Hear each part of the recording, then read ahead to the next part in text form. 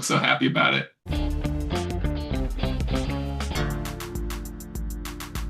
Moo and good evening, everybody. Welcome to the Pinktron. I am Brent Robinson. I'm joined today by John Keenan. John, what are you drinking? Got the closest thing I'm going to get to beer, root beer. That counts. That Zero counts. sugar too. Yeah. Whoa, extra healthy. Good deal. We also have Sean Fogenberg. Sean, what are you drinking?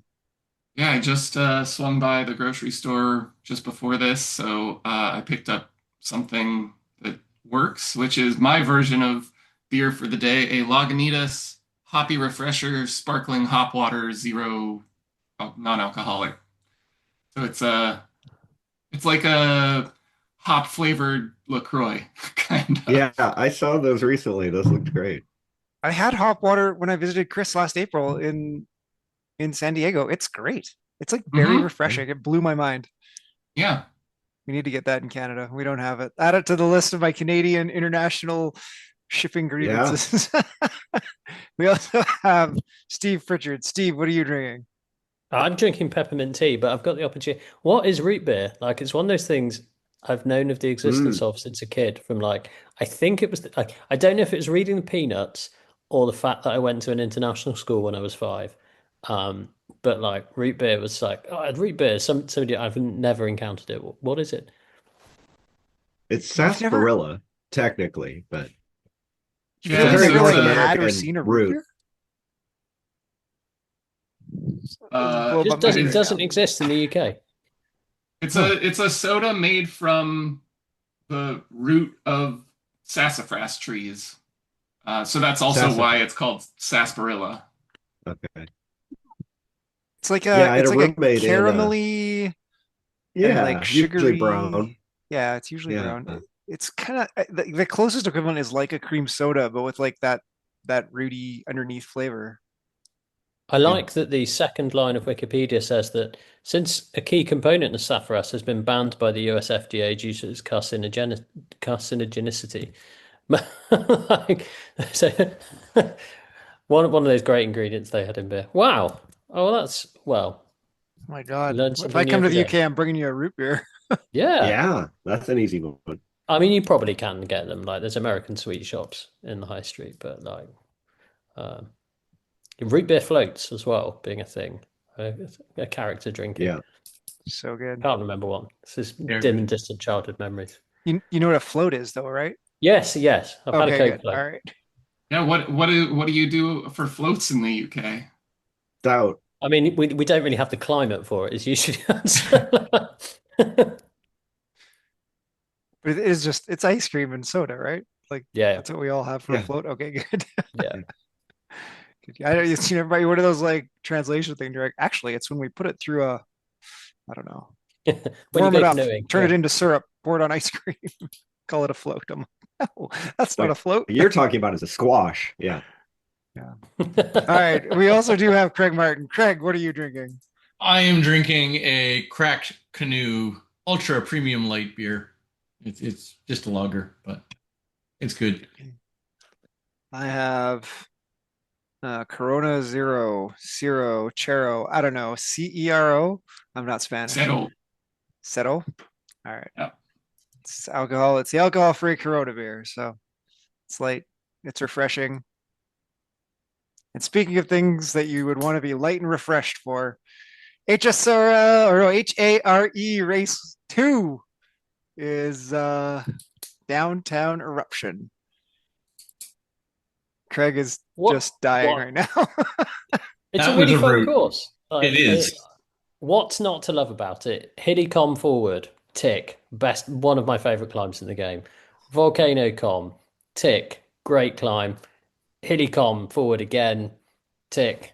Favorite climb in the game. Like, what's not to love? I didn't actually know about the bonus Hillycom at the start. I did think you just went out to the volcano and then up Hillycom. So it was a bit of a shock. 2 minutes into the race and not hugely warmed up. Um, but yeah, what a it's an interesting. What I'm interested in the difference in the categories. So the D's, apart from one chap who flew up Hillycom the first time, kind of everyone took it pretty steady. Like we probably did a higher average watts per kilo up volcano than we did up Hillycom the first time. And just it's the first time up is not the full hilly calm, right? You take the Turn right to the bypass halfway bypass, up. yeah. Yeah. Yeah. So we did not it was either the same pace we did volcano or ever so slightly slower is what it felt like, because I think people knew that VolcanoCon was coming, and that wasn't going to be where you like made the race. But Craig, you were shaking your head. It sounds like C's went for it from the gun. It was mayhem. Yeah. No, so we ended up with a pretty small group right out of the gate. I think we were probably 10 or 11 maybe, and then we trickled a few people off. I think we finished with 7 at the top of the yeah, I think there was 7 by the time we came by you, Steve, or 5 or 7 or something like that. But yeah, so it some guys went fast. I Stuart Evans was the instigator, really, I think, because he went right off the front before the start of the segment. But yeah, it was just really hard, and then guys stayed on the power over the top and split the race right there. I did continue my theme of pointlessly overtaking fellow herd members by managing to re-overtake Craig on the volcano accidentally this time, thinking, why am I going this fast? And this I one's a can't- scratch race, right? Yes. Yeah. Yeah. No points. I can't find my average on that bit of hilly, but I definitely had 700 watts, 650 watts, 560. Like it was on. Yeah. So I think I averaged 374 on the first bit of hilly, then averaged 303 on the volcano. You had a higher average than me up the volcano. I dropped and crashed. Well, we were at 8 minutes. Yeah, so the front group was 8 minutes flat for the C's. It was That's fast. quick. It's fast. The lead Bs were under 7. Yeah. Oh yeah. It's lead B's. That's where And I I did expect. I think I was almost 9. Yeah. But oh, the drag. Yeah, what was the so Brent, when did you drop off the group, and what was were you in with the C's by that point, or what was the Well, I don't know that I don't think I ever caught the lead Cs. okay. So I dropped probably like 30 seconds into the B climb, honestly, like they were going and I was like, I'm definitely On not going volcano? this for another 8 minutes. Yeah, I made it all the way to the volcano. But it was like I said, it was hard across that hilly one, and we did drop. I think we were down to 20 in the front group, and then the guys at the front were trying to push it, and I had to like keep going all the way down the hill into the rollers, and then we were back like after you come out of the rollers, you turn left, right, to go into volcano. I think it was right at that left-hand turn. There was another like 7 or 8 guys. Like when you go into that big 2B bridge thing, there was probably I think 7 more riders caught back on. So it went from like 20 to 27 in the front group right there. So those guys had to keep pedaling hard all the way through the intestines. No, that's not it. What's it called? The rollers before you get to the S's. The S's. That's what we call it. Yeah. And then it did chill out pretty good until we got to volcano, and then as soon as we hit the volcano climb, it was on. I would suspect the front guys were doing almost 5, surely. Yeah, I mean the fastest ones averaged 4.6 to 4.8, so Yeah. yeah, that's Yep. flying. Yep. So and then I said I might have been at 5 watts for like 10 seconds. I was like, nope. And then I just I caught like somebody else got dropped. I caught him. I don't think anyone else caught me from behind though after that. There was one guy that I was close with who ended up, I think, who dropped in the volcano climb. And then I did catch up to C's at the top, and I was down all the way with a couple Cs who I wouldn't have said had optimal descending technique. Um, And then as soon as we got in the flats, like there was one guy who was 30 seconds in front of me and he was doing like low twos, and I was like, well, maybe I'll see if I can squeeze on him. But as soon as I like kind of cranked her up to like 3.3, 3.4, he like put in a big dig. And I was like, oh, I'm not gonna catch this guy and beat him up hilly. So then I kind of evened out a bit, saved my guns for hilly, and then went as hard as I had left on hilly. Yeah, I have a feeling that basically I wanted the rundown because I have a feeling that's how my race is going to go later. Yeah. I think you'll be John, able to stick you into were the saying your water. post viral recovery. How was your race? Oh, it was as good as could be expected. I was the fastest guy over 60 in the race. That's all the only good thing I can say about it. I was Nice. the only guy Yeah, the over only. 60 in the race. That was okay. I got dusted halfway up the hilly on the first time by that strong group, and I was like, all right, that's not my group today. I'll sit in with this other bunch, and then it kind of titrated up Volcano, and it was weird though coming down Volcano. This big group came roaring up behind me, so I dialed up and caught in with them, and but it was the strangest mix of B's and C's, and there were a couple D's in there. I'm like, what is going on here? And they did not push it at all until we got to hilly again, and then it all just blew up. The B's went off the front. Like Dan Manalo was in this group, but nobody was pushing it hard until we got to the actual climb. And then you did, and they went, And they just went bye-bye. zooming off, and Yeah. I managed to like climb through 3 people, it looks like. I saw the last 2 at the top, and I'm like, okay, I can catch these 2 guys. So Yeah. that felt good. You finished just ahead of scorekeeper. Oh, wow. With the 4 minutes or whatever ahead of him, he was in A, so I assume. Yeah, he's in A, so 5. Yeah, Okay. I think. Yeah, what are the time gaps for this? +3, +3. Yeah, so +3, +6, +8. So 3, 3, 2. Got it. Yeah. So the bees didn't catch us. Yeah, the No, they lead barely caught us, it seemed like. Yeah. the lead bees were 24 seconds behind me. I was in 4th. Mhm. So Are these times in Zwift Power including the lead-in? Like the gap? Yeah, This they is the always, yeah. yes. So they always Oh. include, it's basically from the start of the D's, Uh-huh. Yeah. is what Okay. these times always are on Yeah. Swift Power. Okay. Yeah. So I'm like the lead Bs were slower than the lead Cs. I'm like, that doesn't make sense. No, they just didn't quite catch us. They were 2.5 minutes faster for the course. Okay. That also makes me feel better about my 40:05. Oh yeah. Ooh. That's really a 37, yeah. 34. Or It oh was in well, B. Yeah. Yeah, but no, compared to the I'm Cs, but yeah. comparing to the C's. Oh, Yeah. Yeah. all right.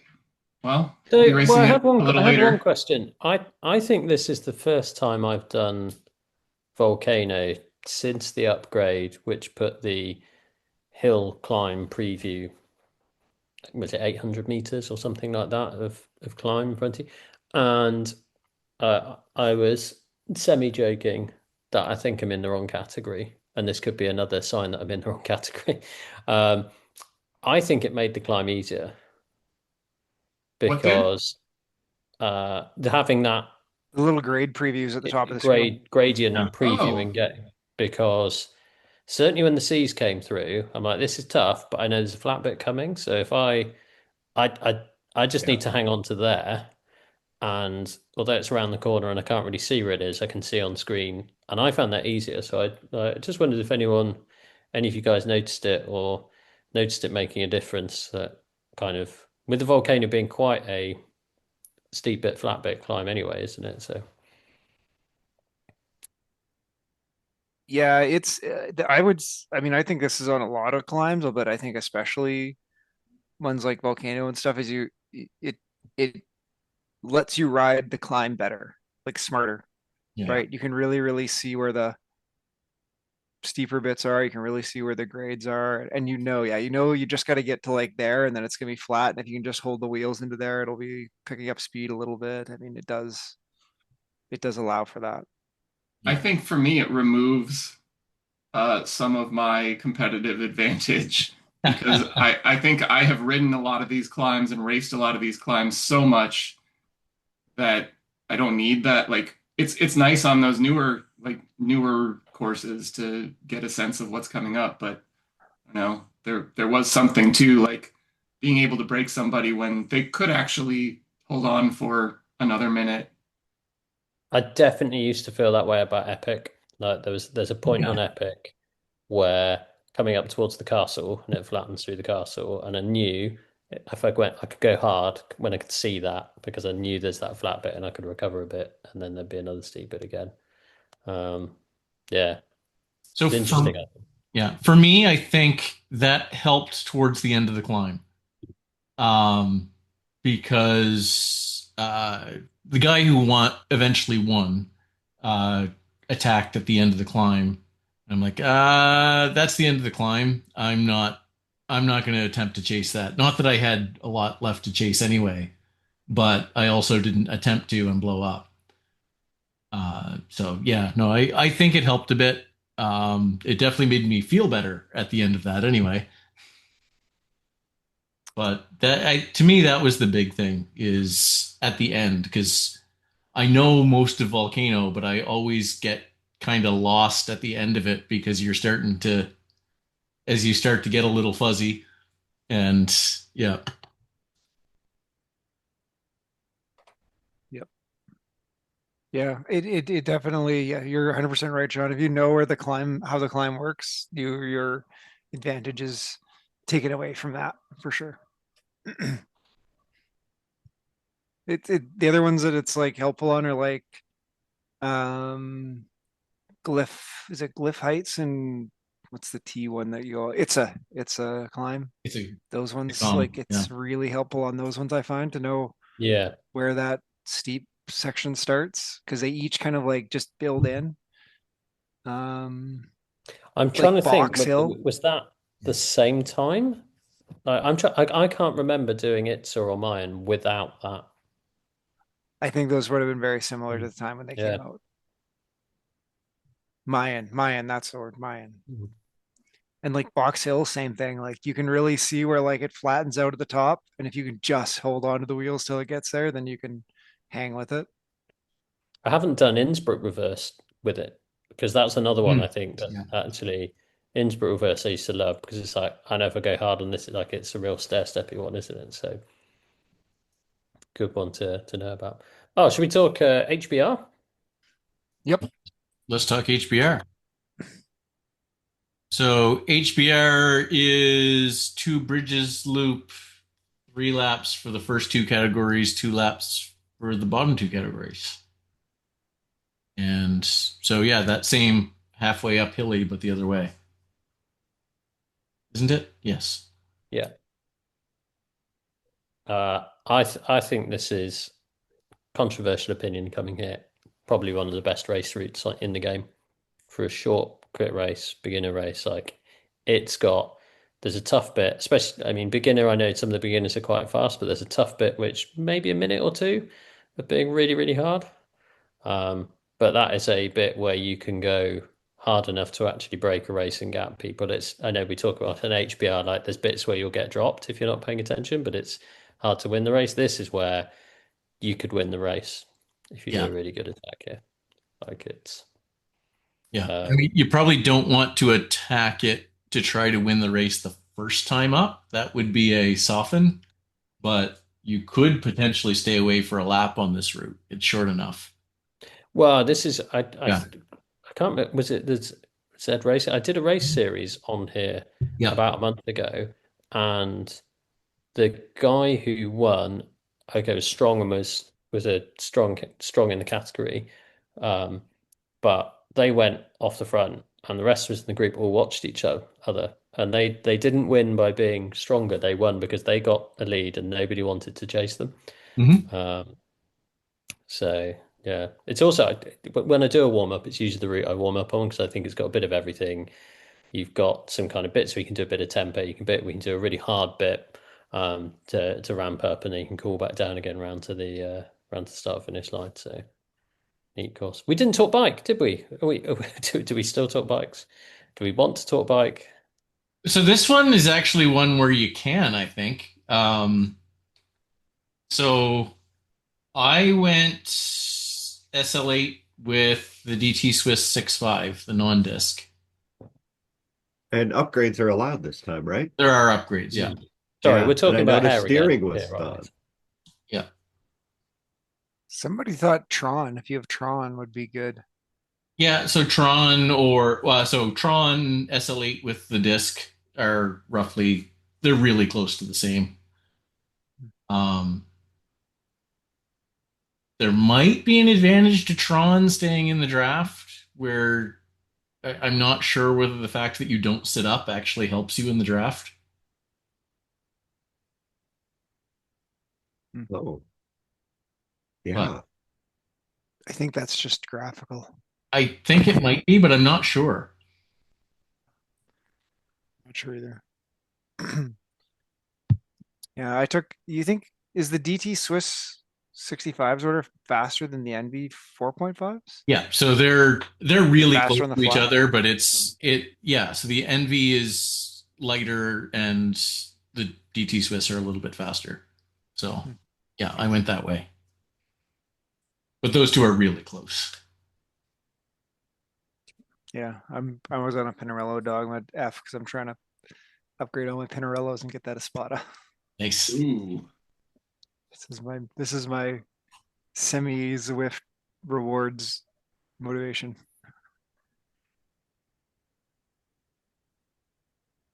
Gotta make sure I have enough drops. Yeah. Yeah, do some pace Brent rides.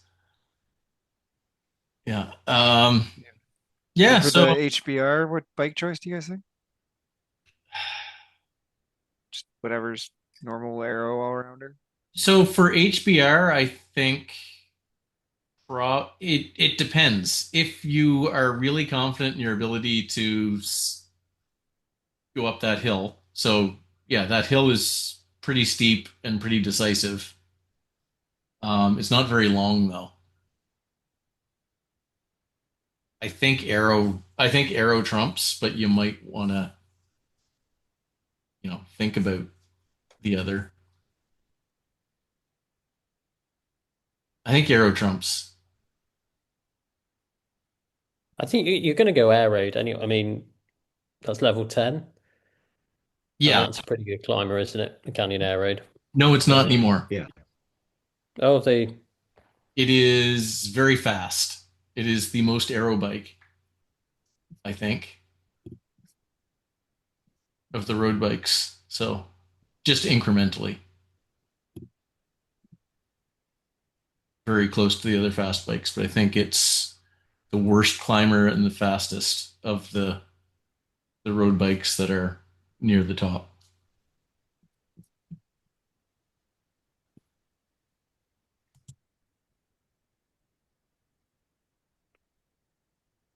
what else we got? We got Stampede Challenge. Anyone had another go at Tempest?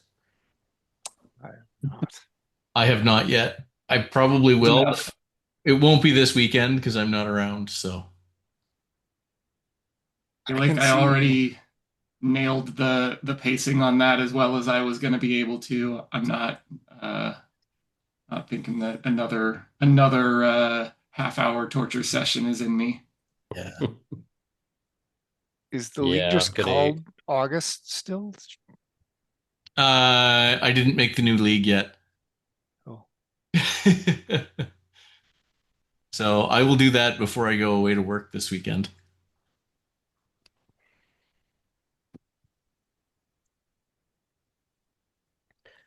I think that's all the herd racing, isn't it? that's it. Who's doing ZRL? Sean and I are racing together with Herd Mentality. Craig, who you racing with? The wedge-tailed eagles. That is like how some sort of weird like double entendre that I don't understand or something. No, Windshield eagle is just a bird in Australia. I Alright. think it's not a yeah.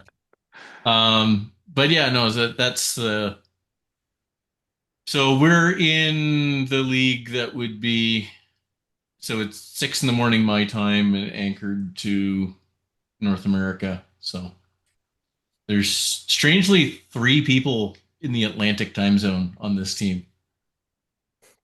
Huh. They all like to race at 6 in the morning, basically. Well, I mean, 6 in the morning is quite reasonable. To whom? All depends on your definition, but it's I not mean, like it's crazy. not the 4:30 I used to do. Yeah, it's fair. Um, Steve, John, neither of you guys are on a team. Yeah, Sitting I'm this one not. I'm out. on a team. I don't. I try and avoid TTTs, unless it's You on a know, Thursday. I know we could have We had did that have a big chat chat. in the week actually. So I think Craig and I had a bit of a chat after his raid. I think for me, TTTs are really, really, really good fun. In two specific scenarios. One is where people agree it's a no drop team, and you essentially largely have a chat, or actually you sort of work people around, or you have a team of people who understand how to do TTTs really well. Yeah. Like with ZRL, I've had a few teams where people don't understand the fastest way to get around the course isn't necessarily the fastest people going as fast as they can all the time. Um, and actually, like, it's just one of those things and I think that's what goes back to the fun element of it. That I've done some really hard TTTs. I remember kind of when Craig, you were probably on a team like we've ridden in with Becca Yeah. and James, and like various points dropped people, but like and people Yeah. going on the front and going hard and doing pulls and like all of Yeah. that stuff. And doing some fast times and you being knackered at the end and that being really, really good fun. Yeah. Um, but yeah, when it's like I've done a couple of ZRL where I've turned up like people got it wrong, and then it's like, oh, why have you been dropped? It's like because I've been saying to you for the last 5 minutes, like I'm absolutely on the rivet. Like, um, we've got to get 4 people to the end, and then instead of doing a slightly slower, fastest possible time. Like we do a really slow, fastest possible time because you cooked the fourth rider, and yeah, it just becomes a bit disorganized and less fun. So I tend to I'll do them if the team needs me to, but I tend to leave them out unless I know the team really well. But Thursdays, you tend to have the same people doing them week on week on week. You get teams being really, really slick, and that is a really good fun. To do the herd rides on Thursdays in WTRL. Yeah, I gotta say my experience in ZRL TTTs, and I know like some of this is like I'm not trying to be elitist or whatever, but I think it comes from being in like the Bs and the higher MBs is usually now like once in a while you get a newbie in there who's not quite clear on the concept, but usually after about 2 pulls they kind of get it. And then the rest, like everybody else seems pretty slick. Like we did that herd mentality, and I don't know how many of you guys, and I know Justin have been on a couple team with me, but we never really talked about it. And it was like everybody was on it like clockwork, like no sweat. Everybody knew exactly what the drill was. Sean posted the pull sheet. Everybody was right on it. It's like the orders on So the sheet. Yep, and away we I went. was thinking about this in the week after Craig said about it, and I think the advantage of being a stronger rider is that you tend to, I think people's powers tend to be steadier. So Hmm. people aren't suddenly coming in like able to ride 15 watts over their FTP. I think people have done a bit more racing in general. They might have been swifting a bit longer. They might have been on a bit more of a journey. And I think you tend to have, from what I've seen, less of a spread of weights. Um, like, and I mean, I say this in all love to Ernst, and like, Ernst and I've had some great races, and I still remember like the biggest example of this. I remember riding I must have been around 70 kilos, and we did ride with Ernst when he was riding was really strong, and he was still close to 100 kilos. And you know the bit in London where you go slightly downhill into a tunnel? Like I was on the front doing my pull at that point, and Ernst came past like doing two and a bit, and he's like, "I'm sorry, like I'm just big. I go downhill fast." Like, and like that's with kind of teams that have got more of a weight spread, it's harder to keep that kind of, and I think it forces teams to be more fluid in their pull order of like, hey, I'm on the front, I'm just going to do my minute now. And okay, now the next person will do it. And as long as you've got your kind of calculations right, you can get away with that. But it's when kind of people then sprint back past that person because like I'm going to be on front, and it's like no, you've now created a gap in the middle of the train. Like now everyone's got a sprint, and the person who's just on the front is like I haven't got a sprint in me, and it's that kind of discipline there. But yeah, as I say, I think they're really good fun, and you guys, you enjoy that.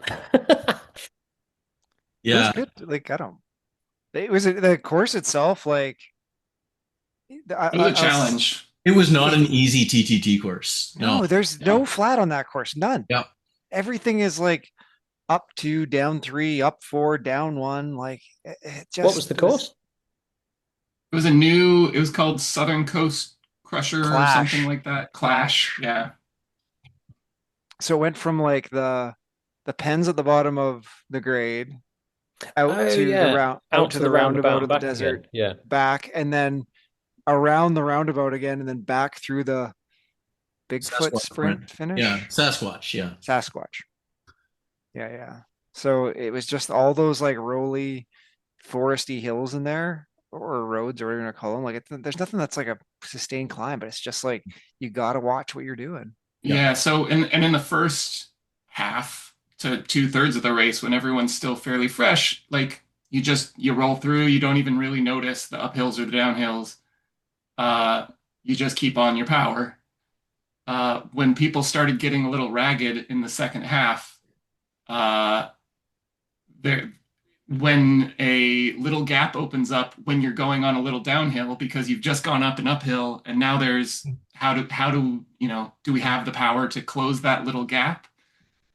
Especially so, what ended up happening a couple of times was me as our sail and another guy who was the small guy on the team uh, kept getting gapped off on the descents, and then it's like now we gotta push higher watts than the guy who's pulling on the front or sprint back on. Yeah. Neither of which are things that we're strong at because we just did our pulls and we're already ragged. So yeah, it was smooth, but overall it worked really. We went really well, but that was a challenging TT course for a flat course. Oh yeah. Um, I was I didn't drop quite in time. Heinz beat me to dropping. Like, oh no, now I have to make it to the end. So, But yeah. yeah, good. And I mean, listen, we can um the we could talk about the foibles of the tech challenges of poor WTRL had on week one yet again. Oh, But I'm just looking at it, looks like we had in our Indigo B development, we got 12 teams that looks all competitive, give or take. I mean, the two teams at the bottom only had 4 riders, but weren't And that crazy off could the have pace. been tech stuff.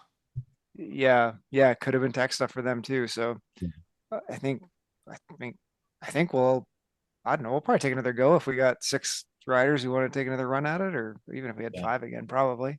So, Yeah, we'll I'm so I give mean, that a excited. go. I'm excited about you know, we, I think we're lucky in that our time zone did have enough development B teams mm, that were interested, but like, I'm excited about doing a ZRL that's a bit above my level, but not a full on like B1, B2 league where, it's just a challenge to stay at like, I've done them a couple of times where I was just over the B category line, and that racing is just how long can you hold on to the front group at max, uh, which it's a challenge, but it's not necessarily the most fun challenge to just ride a max effort 15-minute TT and then see what you can do after that. This I'm excited about. Yeah, I think it's gonna be really good. Yeah, we are lucky that we're in a very heavily populated time zone, et cetera, et cetera. Yeah, so there was no development for us. There's 9 teams in B, but I mean, and we're very close to actually having. At one point, we were very close to being eligible for development. It was like we were above. One guy was above by 0.01 watts per kilogram, but then we added a couple stronger guys. So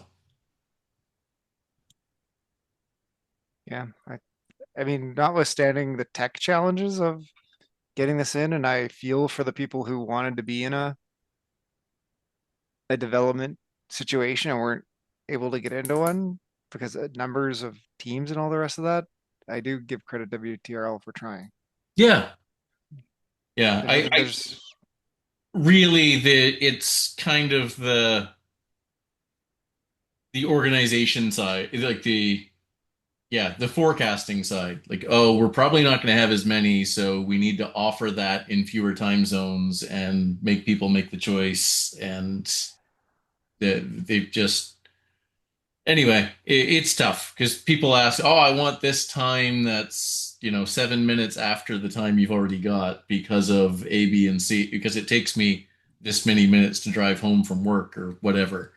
And yeah, it's you can never make everybody happy. So I don't know. I still like this feels like another problem that could all be solved if they just push the registration deadline back a week or like 5 days. So it's a week, right? They could look, it's been a week. We can go through and go, hey, guys, there's no teams in yours. Can you go here, here, here, here? You leave it to 3 days. There's not enough time to like Yeah. send those emails, make those changes, put people in, swap people around. Like it's just I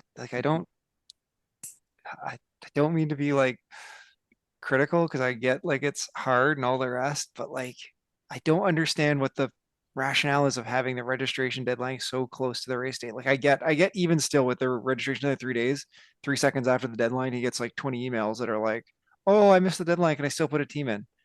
No, And he's perfectly Yeah, fine to say that's an no. No easy one could answer. possibly blame him to say no. no. But if he moves it up, at least he can like be a little more. Maybe I'll let you know when I get through everyone who registered on time and I make sure they're all taken care of. Then I'll let you know if I have a spot for you. You know what I mean? Like it's just anyway, I sympathize, but I also don't understand some of the choices. Yeah. I'm glad Zetterell's here. I'm glad it's back. Glad I got a team. John, you're just rowing. Yeah, I got my first race this weekend on Sunday.